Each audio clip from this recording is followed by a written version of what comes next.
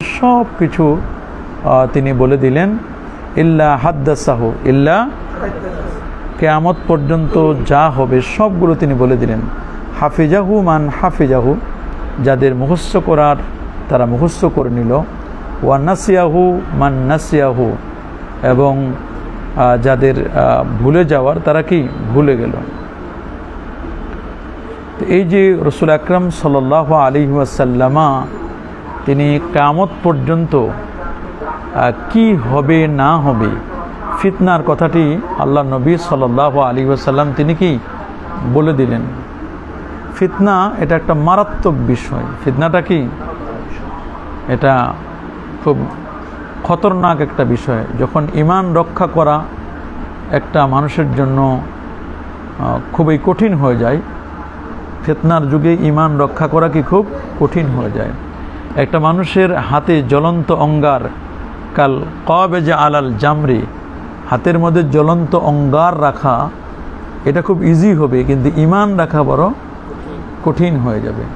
এই জন্য নবী করিম সাল্লাল্লাহু আলাইহি ওয়াসাল্লাম ফিতনা থেকে বাঁচার জন্য আল্লাহ তাআলার কাছে নিজে দোয়া করতেন। নিজে কি করতেন?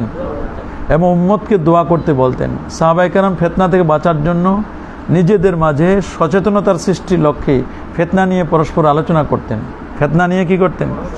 তারা পরস্পরে আলোচনা করতেন। কুন্না জুলুসান ইনদা ওমর রাদিয়াল্লাহু তাআলা আনহু ফাকালা আইয়ুকুম ইয়াহফাজু কাওলা রাসূলিল্লাহি সাল্লাল্লাহু আলাইহি ওয়াসাল্লাম ফিল ফিতনা কুলতু আনা কামা ক্বালাহু।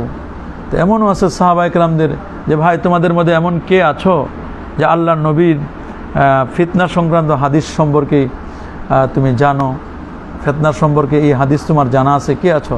তখন সাহাবায়ে কেরামদের অনেকেই বলতো যে হ্যাঁ আমি ফিতনা সম্পর্কে এটা জানি। রাসূল আকরাম সাল্লাল্লাহু আলাইহি ওয়াসাল্লাম তিনি বলেছেন ইন্নাল ফিতনাতা ইজা আকবালাত শাব্বাহাত ওয়া ইজা আদবারাত ইসফারাত, নিশ্চয়ই ফিতনা যখন আসে তখন তা অস্পষ্ট থাকে, আর যখন তা চলে যায় তখন পরিষ্কার হয়ে যায়। তার মানে ফিতনা যখন আসে তখন এটা বোঝা যায় না যে এটা ফিতনা, বোঝা যায় না এটা কি ফিতনা। তো অনেকেই বলে না সাহাবায়ে কেরাম যখন তাদের জামানায় ফিতনার জামানা বলেছেন, তাদের জামানাটা কি? তখন বর্তমান জামানাকে ফিতনার জামানা না বলা এটা এক প্রকার মূর্খতা ছাড়া আর কিছুই নাই। বর্তমান যে ফিতনা হচ্ছে এতে তো কোনো সন্দেহ নেই, আছে নাকি? বর্তমান তো এটা ফিতনার জামানা, ফিতনার সর্বোচ্চ মানে সময়টা আমরা এখন পার করতেছি। এই জন্য এই যে ফিতনা, রাসূল আকরাম সাল্লাল্লাহু আলাইহি ওয়াসাল্লাম বারবার ফিতনার কথা সতর্ক করেছেন। ইসবিহু মুসলিমান ওয়া ইউমসি কাফেরা বাদিরু বিল আমাল, তোমরা আমলের দিকে অগ্রসর হও। ফিতানান কা মুজলিমিল লাইল, তোমাদের কাছে ফিতনা আসবে অন্ধকার রাতের মতো। কিসের মতো? অন্ধকার রাতের মতো। সূর্য ডুবে গেলে যেমন অন্ধকার চাদর দিয়ে ঢেকে যায়, ঠিক তেমনিভাবে ফিতনা আমাদের কাছে এভাবে আসতে থাকবে। এই জন্য ইসবিহুর রাজুলু মুমিনান ওয়া ইউমসি কাফেরা, সকালে যে লোকটা মুসলমান বিকেলবেলা সেই লোকটা কি কাফের। আবার ইউমসি মুমিনান ওয়া ইসবিহু কাফেরান, সন্ধ্যায় মুমিন সকালে কি কাফের, সন্ধ্যায় কাফের সকালে মুমিন। এবং ওয়ায়াবিউ দীনাহু বিআরাজিম মিনাদ দুনিয়া, দিনকে বিক্রি করবে দুনিয়ার বিনিময়। এটা কিন্তু অহরহ চলতেছে। এখন এই ফিতনার সময় আমাদের কি করা দরকার? ফিতনার সময় আমাদের করণীয় হচ্ছে কি? আমাদের করণীয় হচ্ছে কোরআন এবং সুন্নাহকে আঁকড়ে ধরা। কোরআন এবং সুন্নাহকে কি আঁকড়ে ধরা। রাসূল তো বলে দিয়েছেন তারাকতু ফিকুম আমরাইন লান তাদিল্লু মা ইন তামাসসাকতুম বিহিমা কিতাবাল্লাহ ওয়া সুন্নাতা নাবিয়িহি, কিতাবাল্লাহ ওয়া সুন্নাতা রাসূলিহি বা সুন্নাতা নবীহি, নবীজি বলে দিয়েছেন। এটা মুয়াত্তা মালিকের 1594 নম্বর হাদিস। আইয়ুহান নাস তারাকতু ফিকুম আমরাইন লান তাদিল্লু মা ইন তামাসসাকতুম বিহিমা কিতাবাল্লাহ ওয়া সুন্নাতা রাসূলিহি। যদি তোমরা ফিতনার যুগে কোরআন এবং সুন্নাহকে আঁকড়ে ধরো, তোমাদেরকে কেউ গোমরাহ করতে পারবে না, পথভ্রষ্ট করতে পারবে না। আমরা গোমরাহ হব না, পথভ্রষ্ট হব না। এই জন্য আমাদের দায়িত্ব হলো ফিতনার যুগে কোরআন এবং সুন্নাহকে কি করা, এটা হলো প্রথম দায়িত্ব। আমাদের দ্বিতীয় কাজ কি? দ্বিতীয় কাজ হচ্ছে ইখলাস অবলম্বন করা। কি অবলম্বন করা? ফিতনা থেকে বাঁচার একটা অন্যতম মাধ্যম হলো প্রত্যেকটা কাজে আমার কি লাগবে? ইখলাস, খুলুসিয়ত লাগবে। নিয়তকে আমাদের খালেস করতে হবে। কারণ সমস্ত কাজ ইন্নাল উমুরা বিমাকাসিদিহা, সমস্ত উমুর কাজগুলো এগুলো কি অনুযায়ী হয়? তার মাকসাদ অনুযায়ী। ইন্নামাল আমালু বিন নিয়াত। এই জন্য আল্লাহ তাআলা তার মুখলেস বান্দাদেরকে আল্লাহ তার সাহায্য করবেন, মুখলেস যারা তাদেরকে ফিতনা থেকে রক্ষা করবেন। কারণ হযরতে সাওবান রাদিয়াল্লাহু তাআলা থেকে একটা হাদিস আসছে, রাসূলুল্লাহ সাল্লাল্লাহু আলাইহি ওয়াসাল্লাম বলেন, তুবা লিল মুখলিসিন, তুবা লিল মুখলিসিনদের জন্য বড় খুশনসিব, উলাইকা মাসাবিহুল হুদা, কারণ তারা হচ্ছে হেদায়েতের উজ্জ্বল প্রদীপ। উলাইকা মাসাবিহুল হুদা, তারা হচ্ছে হিদায়েতের কি উজ্জ্বল প্রদীপ। ওয়া তানজালি আনহুম কুল্লু ফিতনাতিজ জুলামা, কুল্লু ফিতনাতিন জুলামা, কুল্লু ফিতনাতিন জুলামা। মনে রেখো সকল অন্ধকারাচ্ছন্ন ফিতনা তাদেরকে এমনিতেই বিদীরিত হয়ে যাবে, তাদের থেকে কি হয়ে যাবে, সব দূর হয়ে যাবে। এমনি যত অন্ধকারাচ্ছন্ন ফিতনা আছে ফিতনা দূর হয়ে যাবে। তাহলে রাসূল আকরাম সাল্লাল্লাহু আলাইহি ওয়াসাল্লাম তিনি মুখলেস হওয়ার কথা বলছেন। কি হওয়ার কথা বলছেন? তুবালিল মুখলিসিন, তুবালিল, আমাদেরকে মুখলেস হতে হবে। কি হতে হবে? আমরা যদি মুখলেস হতে পারি তবে কোনো ফিতনা আমাদেরকে কি করবে না, স্পর্শ করবে না। ইবাদতে আমাদের আত্মনিয়োগ করতে হবে, ইবাদতে মনোনিবেশ করতে হবে। ফিতনা থেকে বাঁচার জন্য মুমিনের সবচেয়ে বড় দায়িত্ব হলো কি, ইবাদতে আত্মনিয়োগ করা। কথার মানুষ আছে, ইবাদতের মানুষ নাই। মাগরিবের নামাজের পরে একটু আওয়াবিন পড়বে, একটু জিকির আজকার করবে, তসবিহ তাহালিল পড়বে, ফজরের পরে দরুদ শরীফ পড়বে, ইশরাকের নামাজ পড়বে, চাশতের নামাজ পড়বে, ভোরবেলায় রাতের বেলায় তাহাজ্জুদের নামাজ পড়বে। এরকম মানুষ পাওয়া বড় কঠিন, এরকম মানুষ পাওয়া কি কঠিন, এরকম মানুষ পাওয়া কি বড় কঠিন। এই জন্য রাসূল আকরাম সাল্লাল্লাহু আলাইহি ওয়াসাল্লাম বলছেন যে ফিতনার সময় ইবাদত করা। কোন সময় ইবাদত করা? ইবাদাতুন ফিল হারজি, ইবাদাতুন ফিল ফিতনা, ইবাদাতুন ফিল ফিতনা, ইবাদাতুন ফিল ফিতনা। ফিতনার সময় ইবাদত করা কা হিজরাতিন ইলাইয়া, এটা আমার দিকে হিজরত করার সমান সওয়াব পাবে। রাসূল আকরাম সাল্লাল্লাহু আলাইহি ওয়াসাল্লাম বলেন ফিতনার যুগে যারা ইবাদত বন্দেগীতে আত্মনিয়োগ করে এটা কেমন, এটা কেমন যেন কা হিজরাতিন ইলাইয়া, আমার দিকে হিজরত করা, ঠিক সেম কি সওয়াব পাবে। এটা তাবরানির হাদিস, তাবরানি শরীফের 494 নম্বর হাদিসে ফিতনার সময় ইবাদত করা। বর্তমানে আমরা যদি কেউ ইবাদতে আত্মনিয়োগ করি, বর্তমান তো ফিতনার যুগ, বর্তমান কিসের যুগ? ফিতনার যুগ।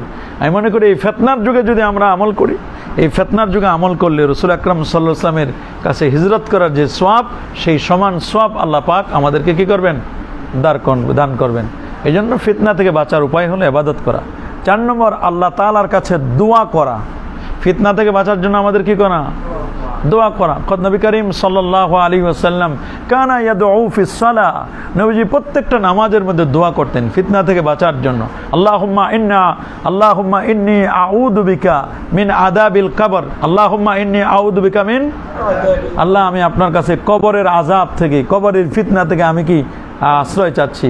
ওয়া আউযু বিকা মিন ফিতনাতিল মাসিহিদ দাজ্জাল, দাজ্জালের ফিতনা থেকে আল্লাহ আমি তোমার কাছে চাই, আশ্রয় চাই। ওয়া আউযু বিকা মিন ফিতনাতিল মাহইয়া ওয়া ফিতনাতিল মামাত, আল্লাহ আমি আপনার কাছে জীবন এবং মৃত্যুর ফিতনা থেকে আশ্রয় চাই। জীবন এবং, এখন তো মানুষ বাসা থেকে বের হলে ফিরে যেতে পারবে, তার কোনো নিশ্চয়তা আছে নাকি? আল্লাহুম্মা ইন্নী আউযুকা মিনাল মাআসামি ওয়াল মাগরাম, আল্লাহ আমি আপনার কাছে পাপ এবং ঋণ থেকে মুক্তি চাই, আশ্রয় চাই। তো এটা রাসূল আকরাম সাল্লাল্লাহু আলাইহি ওয়াসাল্লাম তিনি এগুলো বারবার বলেন। তাআওয়াদু বিল্লাহি মিন আযাবিল কবরি, তাআওয়াদু বিল্লাহি মিন আযাবিল কবরি, তাআওয়াযু বিল্লাহি মিনাল ফিতান মা যাহারা মিনহা ওয়া মা বাতান, মা যাহারা মিনহা ওয়া মা বাতান। রাসূল আকরাম সাল্লাল্লাহু আলাইহি ওয়াসাল্লাম তিনি এগুলো বলে দিয়েছেন আমাদেরকে যে ফিতনার যুগে তোমরা আল্লাহর কাছে আশ্রয় কামনা করো। ফিতনার যুগে আমাদের কি কামনা করতে হবে? আশ্রয় কামনা করতে হবে। ফিতনা যেন আমাদেরকে পেয়ে না বসে, ফিতনা যেন আমাদেরকে কি পেয়ে না বসে। কিয়ামতের পূর্বে এমন ফিতনা হবে যা থেকে পানিতে ডুবন্ত ব্যক্তির দোয়ার নেই, দোয়া করা ব্যতীত অন্য কিছু পরিত্রাণ দিতে পারবে না। দোয়া করা ছাড়া অন্য কোনো পরিত্রাণ দিতে কি? এই যে ইমাম মাহাদি কবে আসবে, দাজ্জাল কবে আসবে, এ নিয়ে কতজনে কত কথা বলছেন। কেউ বলছেন ওই 1986 সালে আসবে, কেউ বলছেন 2000 সালে আসবে, 2012 সালে, 2024 সালে, এবার অনেকে বলছে 2025-এর হজে মনে দেখা হবে ইমাম মাহাদির। কিন্তু কবে আসবে একমাত্র জানেন কে? কারণ ইমাম মাহাদিকে কোনো প্রযুক্তি দিয়ে চেনা যাবে না। ইমাম মাহাদিকে প্রযুক্তি দিয়ে কি? ইমাম মাহাদিকে চিনবেন আল্লাহর ওলিরা। কারা? আল্লাহর ওলিরা চিনবেন, এখানে কোনো প্রযুক্তি কাজ হবে না। যাদের কাশফ আছে, যাদের কি আছে, যারা আহলুল কাশফ, তারা ইমাম মাহাদিকে চিনতে পারবেন, তারা ইমাম মাহাদিকে কি করতে পারবেন? চিনতে পারবেন। এই জন্য ওলিয়া উলিয়া বিশ্বাস করে না অনেকেই, আছে না? কারণ অলিয়াল্লাহ বিশ্বাস করলে তো সমস্যা, ইমাম মাহাদির খবর তারা জানে। এখানে কোনো ধরনের কোনো প্রযুক্তি, সায়েন্স অ্যান্ড টেকনোলজি কোনো কাজ করবে না। সায়েন্স অ্যান্ড টেকনোলজি কি করবে না। এই জন্য রাসূল আকরাম সাল্লাল্লাহু আলাইহি ওয়াসাল্লাম বারবার তিনি বলছেন, আল্লাহুম্মা ইয়া মুকাল্লিবাল কুলুব ইয়া মুকাল্লিবাল সাব্বিত কলবি আলা দীনিকা, সাব্বিত কলবি আলা, আল্লাহ তোমার দ্বীনের উপর আমাদেরকে মজবুত রাখো। কিসের উপর? ফিতনার যুগে আমাদের পঞ্চম দায়িত্ব হলো, এটা বাবের শুরুতে আমরা বলে দিচ্ছি কেন, এগুলো শিখে নিতে হবে। ফিতনার যুগে আমাদের পঞ্চম কাজ হচ্ছে দ্বীনের সঠিক জ্ঞান অর্জন করা। পঞ্চম দায়িত্ব হলো কি? দ্বীনের সঠিক জ্ঞান অর্জন করা। দ্বীনের সঠিক জ্ঞান অর্জন করা। যতক্ষণ না তুমি সঠিক দ্বীন সম্পর্কে জানবে, ততক্ষণ ফিতনা তোমার কোনো ক্ষতি করতে পারবে না। যদি তোমার দ্বীনের জ্ঞান থাকে, ঈমান, ইসলাম, ইহসান, ইসলামী আকীদা, এই জ্ঞান যদি তোমার থাকে, তাহলে ফিতনাবাজরা তোমাকে কি করতে পারবে না, ফিতনায় ফেলতে পারবে না। পারবে না কি? কেন ফিতনা তো বলা ওই বিষয়কে যার সত্য সত্য তোমার কাছে অস্পষ্ট। এটা কি এই নাকি এটা এই, এটা কি এই নাকি, অস্পষ্টতা যখন আসবে, এটা কি সত্য নাকি মিথ্যা, তখন তো ফিতনায় পড়ে গেছি। কি একদল মানুষ বলছেন আমাদের উপর দোয়া করা যাবে, একদল বলছে করা যাবে না, তুমি এখন ফিতনায় পড়ে গেছো। কিন্তু তোমার যদি এলেম থাকে, তাহলে তোমার ফিতনা পড়বা না। তুমি কি ফিতনায় পড়বা?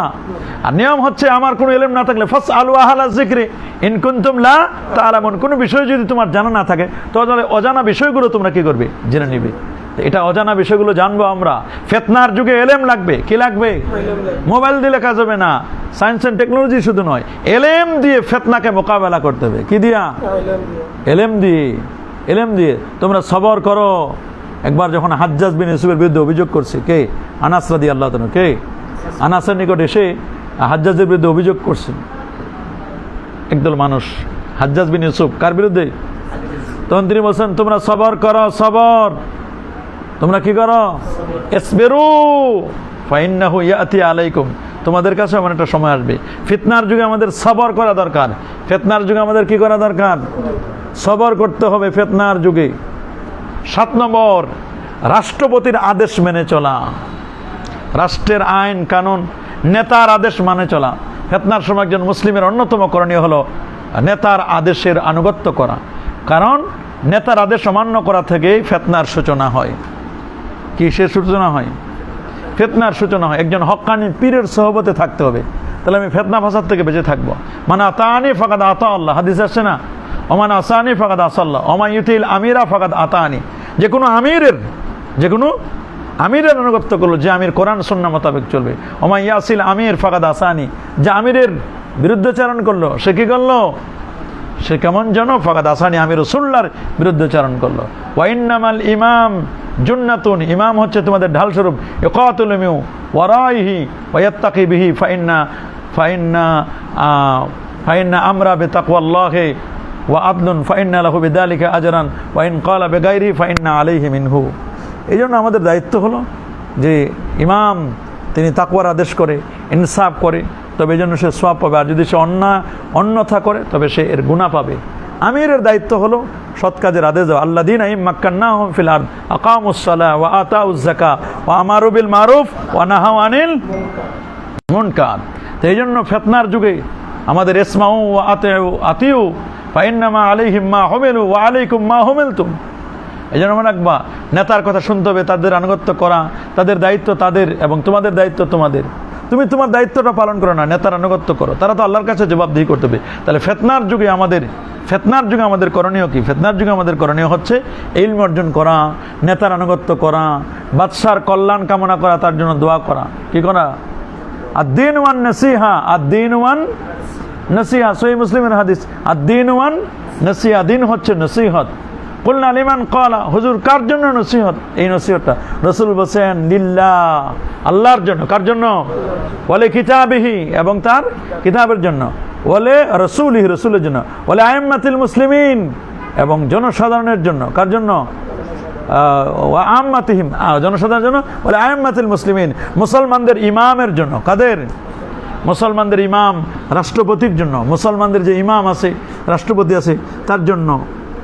এই জন্য মনে রাখতে হবে, আমাদের নসিহত ওসিহত যা কিছু বলি আমরা রাষ্ট্রের বাহিরে যাওয়ার কোনো সুযোগ নাই। রাষ্ট্রের বাহিরে যাওয়ার সুযোগ আছে নাকি? অযথা মতভেদ ইখতিলাফ এগুলো বর্জন করতে হবে, অযথা ইখতিলাফ করা যাবে না। ওয়াতাসিমু বিহাবলিল্লাহি জামিআ ওয়ালা তাফাররাকু, ফিতনার যুগে কোনো ইখতিলাফ চলবে না। ফিতনার যুগে কি করবে না, কিভাবে সমঝোতা করা যায় ওইভাবে আমাদের কি করতে হবে, চেষ্টা করতে হবে।